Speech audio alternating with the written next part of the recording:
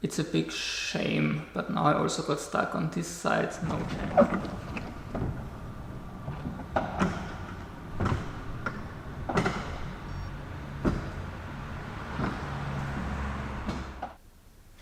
Hello everybody, this is day 36 of my iStat project, and I have really good news. The replacement engine that I had ordered from the Netherlands and expected to arrive at the beginning of July was already delivered today morning.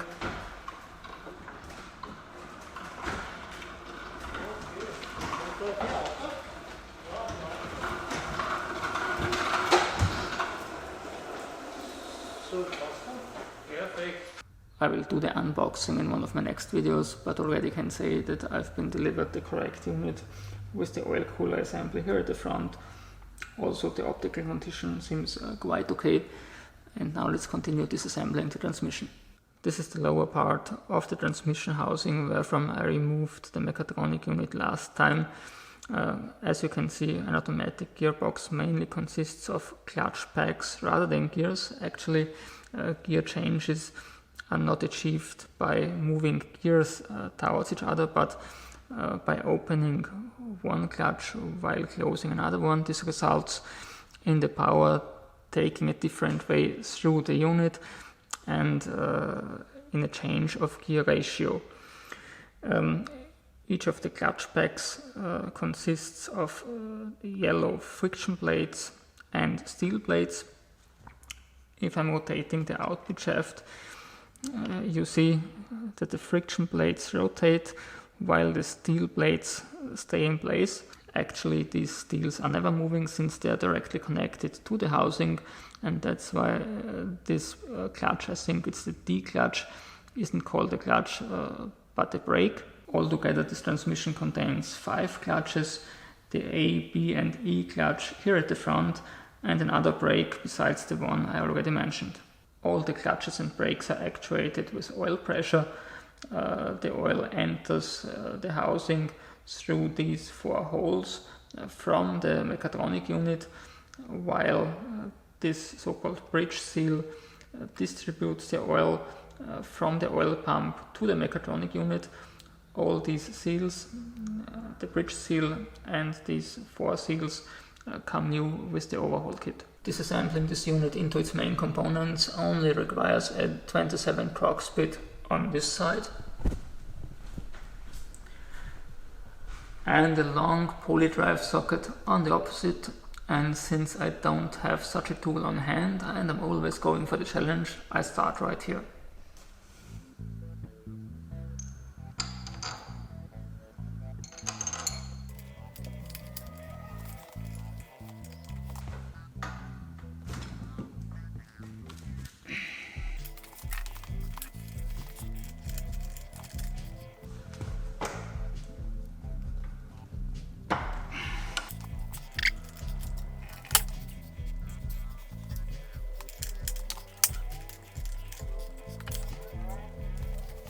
The problem is these edges are banded here for safety reasons, and I can't bend them back outwards.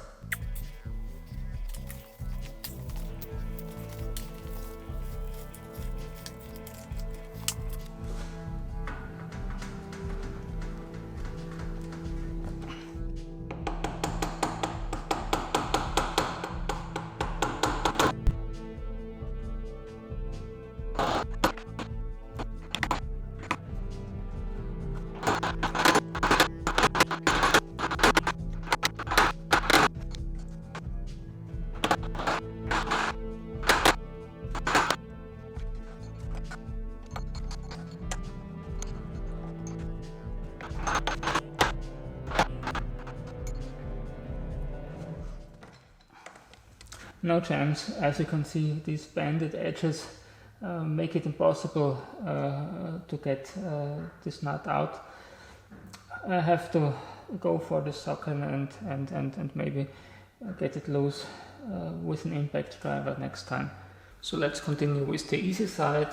That's 14 times a Torx 27.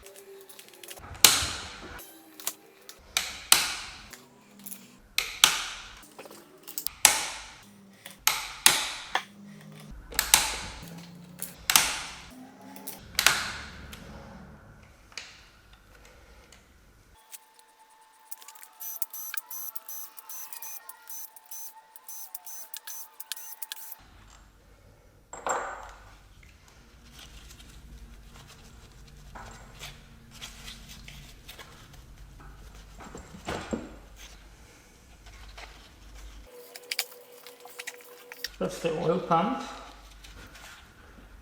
and it slides right out.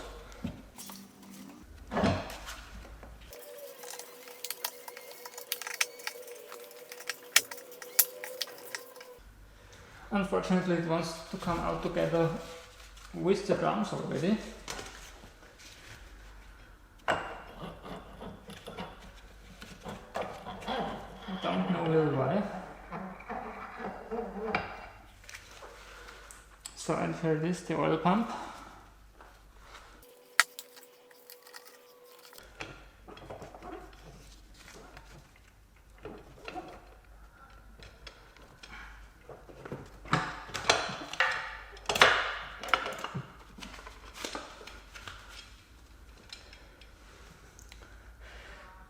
These are the drums containing the A, B and the E clutch.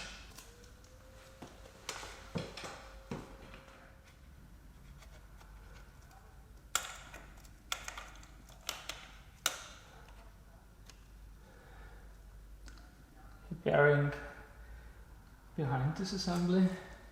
I have to correct myself. That has just been the A clutch and the E clutch. The B clutch is still inside here. And I think this can be pulled out easily as well.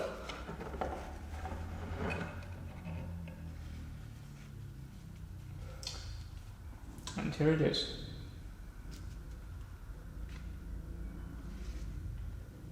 Still left inside now are the C brake and the D brake that was visible from the outside. This assembly is held back with a snap ring that now has to be removed.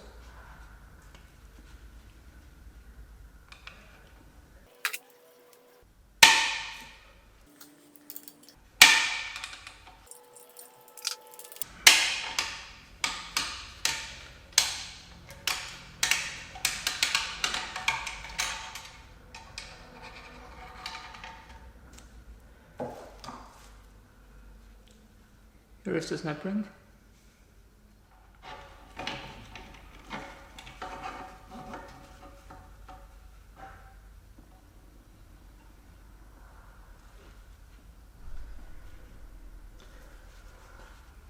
These are obviously the C brake frictions and steels. Actually, it wasn't necessary to remove the snap ring that held back the frictions. I've mistaken this inner snap ring with the outer snap ring.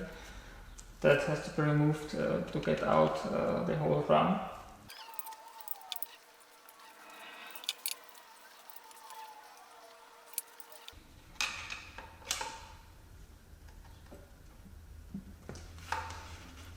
It's a big shame, but now I also got stuck on this side. No chance to pry out the remaining snap ring with one of my screwdrivers.